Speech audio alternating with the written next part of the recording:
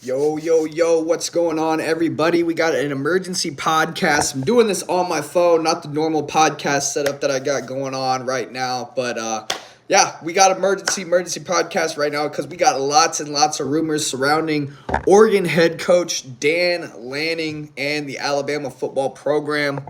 Don't mind the background, guys.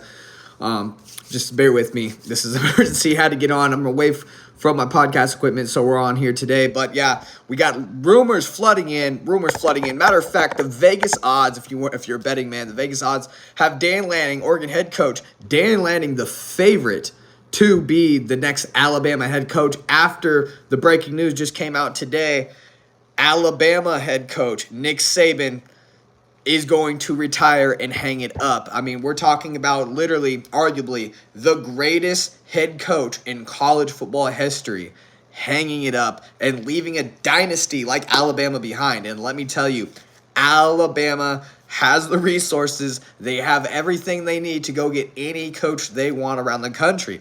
And you look at Dan Lanning, what he has built at Oregon. He's won a championship as a defensive coordinator at Georgia.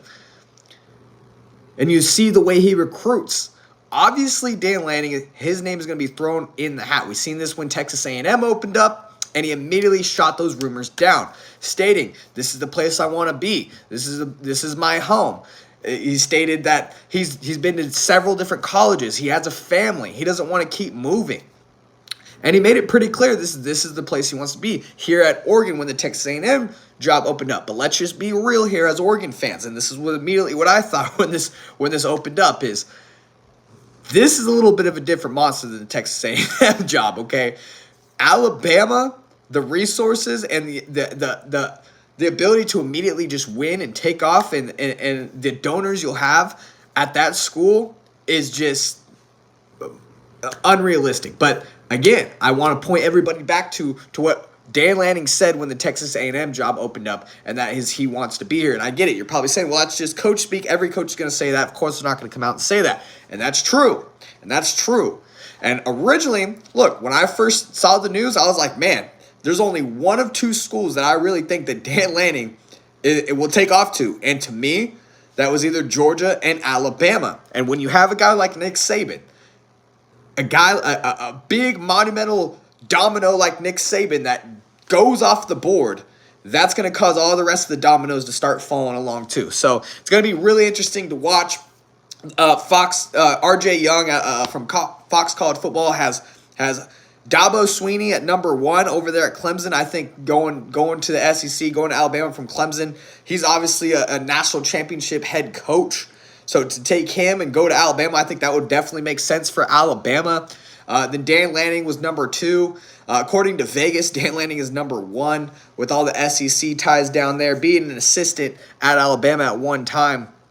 Very, very lucrative name for Alabama for sure. And, we had a couple others hanging around there too. Kalen DeBoer from Washington is another. And another thing I got to remind you guys is if anybody wants Dan Lanning, he has amongst all the potential head coaches that Alabama wants, he has the highest buyout by far. If Alabama wants Dan Lanning, they're going to have to pay $20 million for a buyout. So that's going to be interesting to watch. Of course, Alabama, we're talking about Alabama, they're going to be able to afford that on a drop of a dime if they really want Dan Lanning.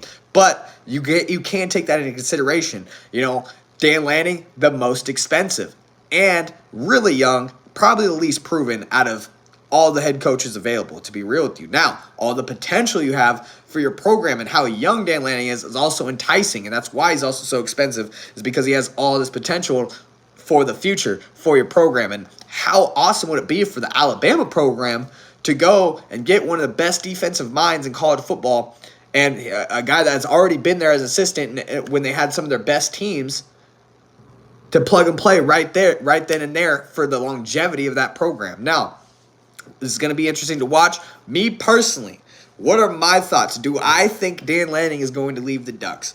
My instinct when this news first dropped is, damn, this might be serious. I think he's gone.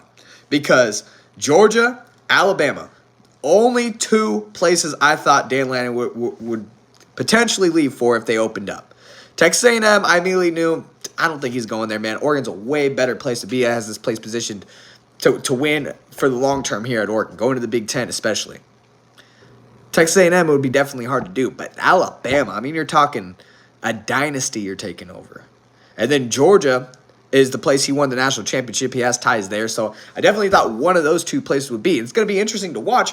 What if Kirby Smart decides he wants the Alabama job? Now, do I think that it's going to happen? Is that in the realm of possibility? Yes. Do I think it's going to happen? No. I think Kirby is definitely set at Georgia. Kirby Smart is definitely set there at Georgia. Won multiple national championships, and now you get Nick Saban out of Alabama. You think he wants to jump ship of what he built, trying to beat Alabama?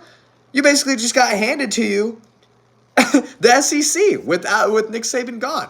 So Kirby's sitting there like a king right now. I don't think he's going anywhere. So that saves Lanning from going to Georgia, but the Alabama one still is a very lucrative spot. Now, what are the other candidates? You have to look at the other candidates, not just Dan Lanning. Now, Dan Lanning is a very lucrative candidate. I don't think that he is the number one candidate because you look at Dabo Swinney from Clemson. Dabo Swinney is an excellent head coach. National championship winner. He's got, multiple years of winning 10, 11, 12 plus games, had Clemson at a top spot, and they kind of fallen off now. How great would it for him to go out there to Alabama and continue his career? Kalen DeBoer has a $12 million buyout. We just talked about Dan Lanning's $20 million buyout. If you get Kalen DeBoer, you're saving $8 million, and you get a head coach that beat Dan Lanning twice, as much as I hate to say that, right?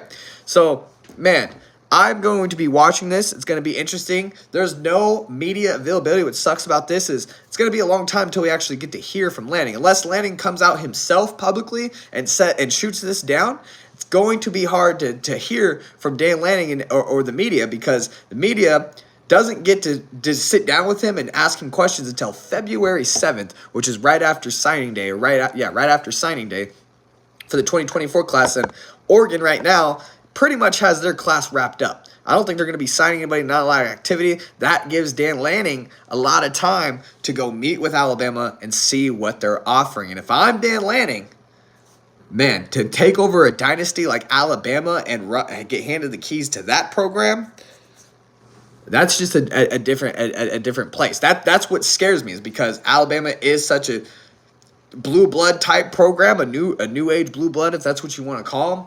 And Oregon is building to get there. And Oregon, it has everything in front of them. This coaching staff is elite. These recruiting classes are elite. And Oregon fans have been here again. Again, we've been here many times. And that's why we get this gut feeling is, man, it just happens. We cannot catch a break with these damn coaching hires, man. But look, when Dan Lanning says he wants to be here and that this is his home, I really tend to believe him. The look in his eyes that he gives the media, the vibes he gives for this Oregon fan base, and not even a fan base, I call it an Oregon brotherhood. Just the way he makes this feel, and he talks about the history of Oregon. Carlos Loughlin, his running back coach, was a fairly unknown coach, and the way they love Oregon here, those two coaches in specific, are two of my favorite coaches on the coaching staff, and I tend to believe Dan Lanning when he, again and again and again, I'm sure in the next few days, I'm sure he'll shoot this down, says he's committed to Oregon and wants to be here and this is his home. Because look, you also look at it like this. Yes, Alabama's a dynasty, and you look at all the glitz and glamour over there. But the grass is a whole lot greener. The grass isn't always greener where you want to go. The grass is really, really green over here in Eugene. Really damn green in Eugene. So I think Dan Lanning, if you were to win here at Oregon, if you were to win a national championship here, you would have statues. You would have the day named after you. Let me tell you, Alabama, you go there, the expectations are set mighty high. National championship are a bust. If you don't do that, if you don't do what Nick Saban did, I mean, you're trying to do something. Whoever goes to that job, you're trying to do something and replicate the greatest college football coach ever and live up to that standard. And that is tough, especially for a young coach like Dan Lanning. That is tough to live up to. And then you're here at Oregon, right? If you're Dan Lanning, you're here at Oregon, where if you make the playoff, which it's going to go to 12 teams next year, I mean, you're like, let's go. If you're an Oregon, the Oregon fan base loves you. If we make the playoff and we lose the game, whatever, we made the playoffs, and it's going to go to 12 teams, so it's going to be even easier. Even if we lose 1 to 2 games next year in the Big Ten, I still see Oregon making the playoff because that's just how it's going to be set up in this next coming year. And whereas if you make the playoff as the Alabama head coach, they're expecting you to win the whole thing. And if you don't, oh man, this guy's a bust. We need a new head coach. This guy ain't Nick Saban had it all set. You know, that's going to be the conversation. So I think staying at Oregon, your expectations are lowered a little bit, and you have everything around you to build a national championship winner. And if you win the national championship here at Oregon, oh man, it's gonna be a party in Eugene, let me tell you. But I'll put it like this, guys. My gut tells me Dan Lanning isn't leaving. I really trust him when he says this is going to be the place where he wants to be. He has a family. He's been to multiple different places now, and he finally got the coaching job that he wants, a head coaching job that he wants at Oregon. And there's not many places like this. With Nike and the NIL and the way we can recruit here and build a team, this is a place where you can definitely win a national championship. And I know it's cliche saying that because we haven't won one. But look, I believe in Dan Lanning. And Dan Lanning I trust, man. And I think, look, Lane Kiffin from Ole Miss is another coach we can throw out there. Kalen DeBoer, Dabo Swinney. Those 3 coaches right there, I think Lane Kiffin is a really strong one because Lane Kiffin is known for bouncing to the best job available. Right now he's at Ole Miss. That's a damn good job. But I think he's been waiting for this Alabama coaching job to open up. I think that's why he's been in the SEC.